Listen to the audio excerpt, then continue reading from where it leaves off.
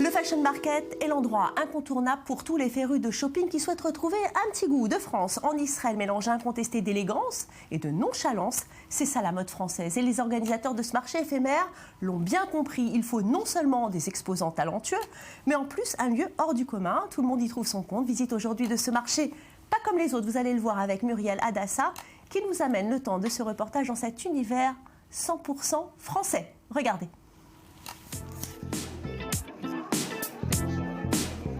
Chic, tendance et chaleureux, le Fashion Market est le plus français des marchés israéliens, devenu un incontournable des amoureuses de shopping. Un marché éphémère qui se déplace de ville en ville où règne une ambiance 100% française.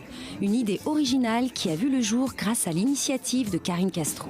J'ai organisé cet événement parce que moi-même, il y a 6 ans, j'ai ramené des vêtements de France et je me suis aperçue que la clientèle était plus intéressée par des petits salons où je propose plusieurs choses, et notamment des parfums, des vêtements, des chapeaux, tout un collectif de stands. La vocation proposée aux consommateurs, découvrir le savoir-faire français, réunir et mettre en avant les artisans. Et tout cela dans une ambiance conviviale. J'ai voulu réunir tous ces exposants qui sont tous des francophones, mais qui viennent de France, même des États-Unis, de Los Angeles, dans un même endroit, justement pour leur permettre déjà de se faire connaître et que tout le monde apporte sa clientèle. Pour ces designers indépendants, ce marché itinérant est un moyen idéal pour sortir des ventes privées et attirer des nouveaux clients. J'ai un showroom à la maison et je reçois toute ma clientèle à la maison. Or, quand on fonctionne en intimité, on est amené à rencontrer que des personnes en bouche à oreille qui nous connaissent. De participer au Fashion Market, on bénéficie du collectif et du réseau de Karine. Ça fonctionne un peu comme une vitrine. On a des gens qui viennent dans toutes les villes à notre rencontre. Une vitrine qui permet non seulement de se faire connaître plus rapidement, mais aussi un tremplin idéal pour mettre en avant ses créations, comme pour Joachim et Sarah. On vient à peine de créer notre marque, ça fait juste 4 mois qu'on a commencé. Donc le Fashion Market, c'est un bon moyen de se faire connaître. Et voilà, on a bien sympathisé avec tout le monde, avec Karine. Donc c'est très cool pour nous de venir là. Le Fashion Market offre une grande diversité sauf Frenchy. Du bijou au sac, en passant par des vêtements, des produits de beauté, du thé détox ou même encore de la bonne pâtisserie française. Tout y est pour ravir les consommateurs. J'ai découvert le Fashion Market dans les réseaux sociaux et je suis venue car la diversité m'a intéressée et j'en suis d'ailleurs ravie puisque j'ai trouvé un stand d'une marque que je connais très bien à Londres qui fait des coques personnalisées. Très intéressant et je trouve ça génial. Le Fashion Market brille d'originalité. Pour cette édition, il s'est installé à l'Urban Secret Gallery, en plein cœur de Tel Aviv. Belle plaque tournante de l'art et des amateurs d'art. C'est un plaisir pour moi d'accueillir Fashion Market. En fait, ça correspond à tout ce que je fais, à l'art urbain. C'est une bonne équipe sympathique et dynamique, donc j'ai voulu le faire avec eux. Quoi de plus intriguant et excitant qu'une vente qui ne dure que l'espace d'un temps, dans un lieu où l'on ne s'y attend pas. Vous l'aurez compris, s'il y a bien un endroit où se mêlent shopping, plaisir, découverte et convivialité, c'est au Fashion Market. Plus qu'une tendance, une mode. Et pour Karine Castro, un pari réussi. Et en plateau avec moi, Muriel Hadassa. Muriel Hadassa, bonjour. C'est vous qui nous avez proposé cette petite escapade française. Léa Toff, qui est là aujourd'hui. Bonjour Léa. Alors vous avez créé votre magazine Roula. Vous allez nous en parler dans quelques instants, votre site internet. Et vous ne ratez à rien de ce que font les Français ici en Israël. Et puis, à vos côtés, Isabelle Erez, bonjour. Vous êtes décoratrice florale. Vous nous raconterez votre beau métier dans cette émission. Donc vous venez d'un univers qui est complètement différent et que vous ne maîtrisez pas très bien la langue. Donc nous, votre histoire, elle nous intéresse. On va en parler tout de suite. Alors Muriel, ce marché éphémère, c'est des exposants finalement qui ont plein de talent et une ambiance super bon enfant, on l'a vu. Ah ben alors complètement, c'est vrai que dans un premier temps, c'est l'ambiance, on a l'impression d'être à la maison, c'est très cosy, très chaleureux, très accueillant. Et puis bien évidemment, on est là pour aller faire son petit shopping, on a envie de rester des heures et des heures dans chaque stand qui nous propose des choses fort intéressantes. Alors Léa, dans le cadre de vos activités, vous les Français, vous les rencontrez souvent professionnellement. Comment ils s'en sortent? Alors, professionnellement, au début, c'est très dur. Mais les Français ne se plaignent pas. Je pense que pour réussir en Israël, il faut accepter les règles du jeu, à savoir redémarrer à zéro, pas vraiment à zéro, mais d'abord préparer son alia et ne pas avoir peur de faire une reconversion professionnelle. Donc, on était, je ne sais pas, dentiste ou voilà, un autre métier. On s'écoute, on fait ce qu'on aime, on démarre éventuellement par de l'artistique. Je crois que vous avez reçu semaine dernière Peggy.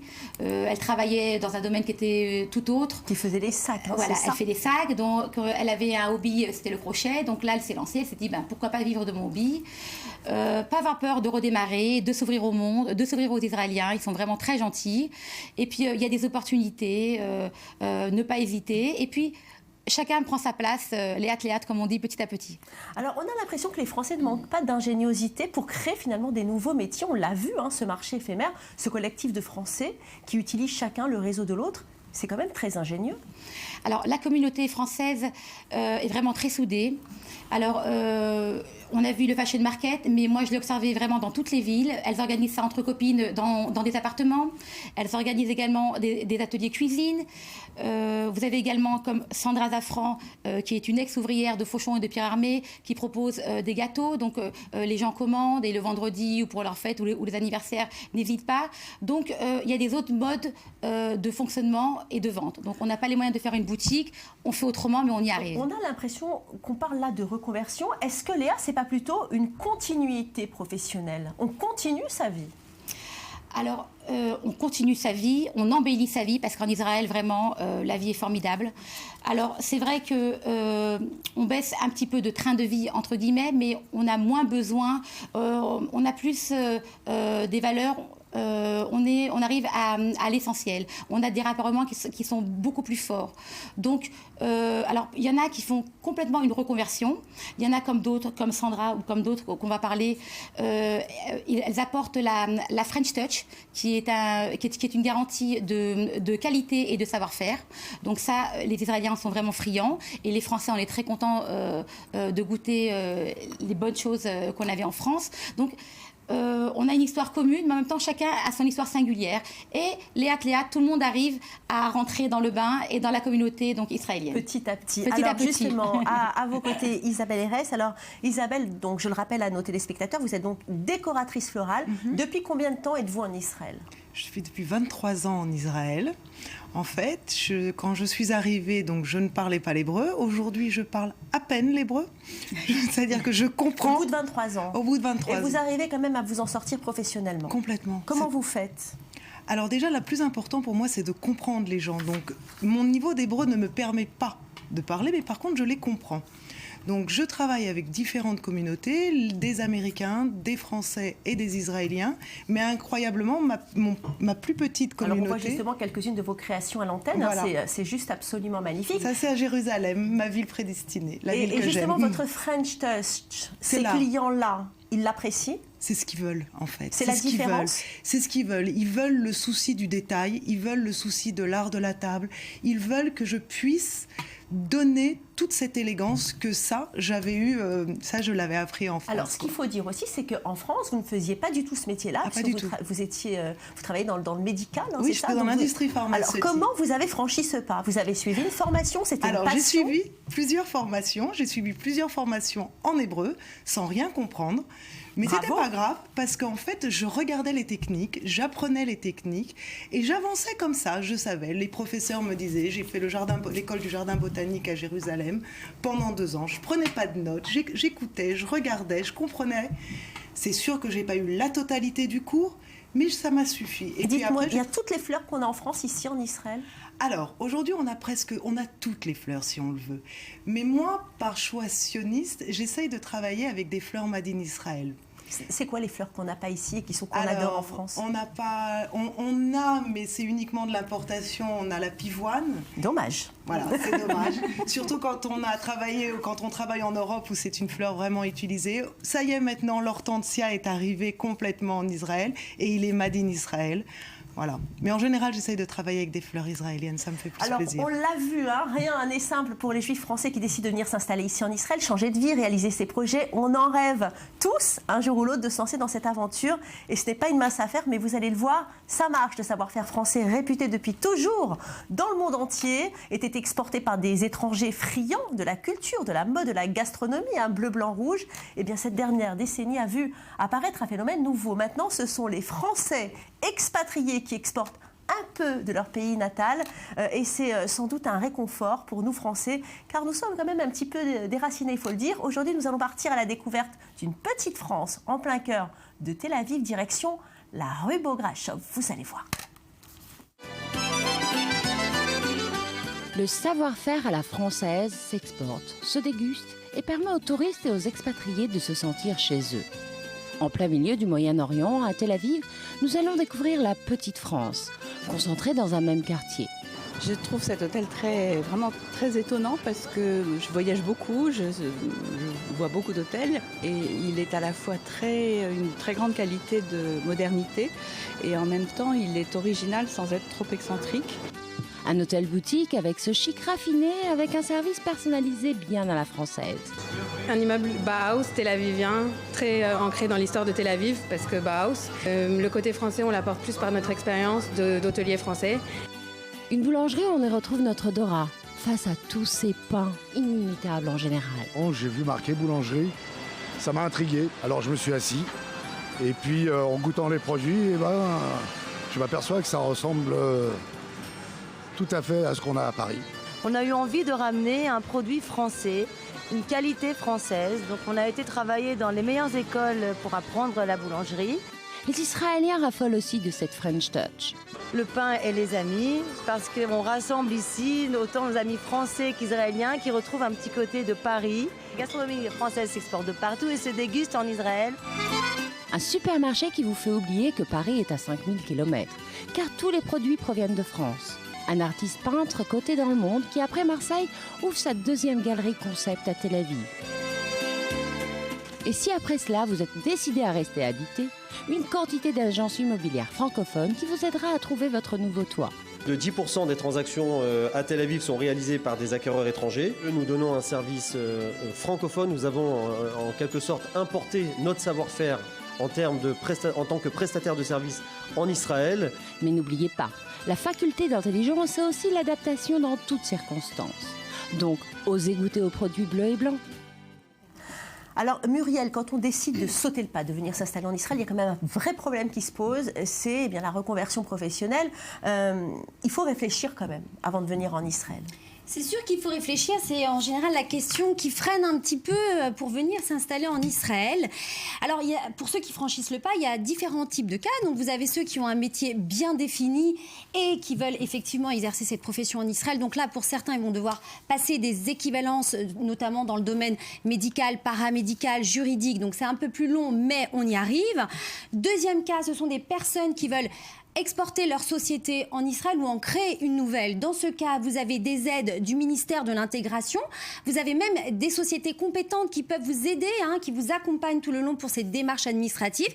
Et puis, il y a ceux qui souhaitent carrément changer de vie, redémarrer une nouvelle vie dans tous les sens du terme et se reconvertir professionnellement. Donc, en général, on met en avant des métiers manuels qui sont un petit peu plus faciles parce qu'on a cette barrière de la langue qui permettent justement de pouvoir évoluer. Donc, on va prendre une passion ou un savoir-faire et on va le créer en profession. Donc, par exemple, vous avez des maquilleuses qui vont s'improviser formatrices de maquillage, de maquilleurs, pardon.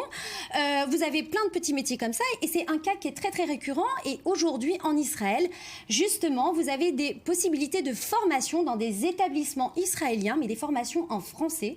Comme par exemple, vous avez, si vous avez envie de passer dans l'esthétique et dans la médecine alternative, vous avez le collège Serenity, qui est une école de médecine chinoise traditionnelle intégrative, qui travaille en collaboration avec le centre hospitalier Shaarei Tzedek de Jérusalem. Et là, on vous propose différentes formations dans les domaines de la médecine alternative, avec des cycles de formation allant de 1 à 4 ans. Et vous allez pouvoir vous former sur le massage, Tuina, qui est une technique chinoise traditionnelle de massage thérapeutique. Vous pouvez apprendre la réflexologie, la naturopathie, parce que la médecine complémentaire, c'est de plus plus en plus récurrent dans les hôpitaux. Donc c'est une issue, comme d'autres. C'est une des issues. Vous y avez pensé en venir en Israël, à ce que vous alliez faire ici? Non, pas du tout. C'est-à-dire, vous avez franchi le pas avec votre mari? Mon mari est israélien. D'accord, oui, donc ça vous a peut-être un peu aidé? Non. Même non, pas? au contraire, parce que du coup, je me suis tellement reposée sur lui que j'ai pas fait l'effort d'apprendre l'hébreu. C'était ça le problème, en fait. Et en fait, c'est vrai, moi, j'ai fait exactement ça. J'ai fait des petites formations, j'ai fait des formations chez des fleuristes, j'ai fait des formations où je sentais que je n'avais pas besoin du parler pour me débrouiller. Oui. Et c'est vrai que les métiers manuels, ça s'exporte quand même beaucoup mieux. Oui. Vous avez des jolies histoires, Léa, nous raconter justement de gens comme ça qui sont arrivés en Israël et qui ont complètement changé de vie? Alors, c'est très souvent le cas. Alors, d'abord, il faut venir avec un amour du pays parce qu'il faut accepter les règles du jeu. Et quand on accepte les règles du jeu, tout paraît facile. Donc, il faut accepter de démarrer avec des petits salaires. Et quand on accepte bien les choses, eh ben, on n'a pas peur de monter des marches une à une. Donc, j'ai plein de cas comme ça, de personnes donc, qui ont accepté. Il démarre à 25 shekels, c'est l'équivalent de 5 €, c'est vraiment rien. Bon, au début, on a un petit peu des économies, donc comme j'ai dit, il faut préparer son alia et petit à petit, on se fait des contacts et on monte les échelons, on a des opportunités et on peut vraiment changer de cap. J'ai une amie qui était opticienne donc en France, Valérie, et elle n'a pas eu donc l'équivalence, c'est très compliqué à un certain âge de redémarrer. Bon, elle ne se voit pas refaire l'école, tout ça. Elle est rentrée donc secrétaire dans un grand cabinet d'avocats.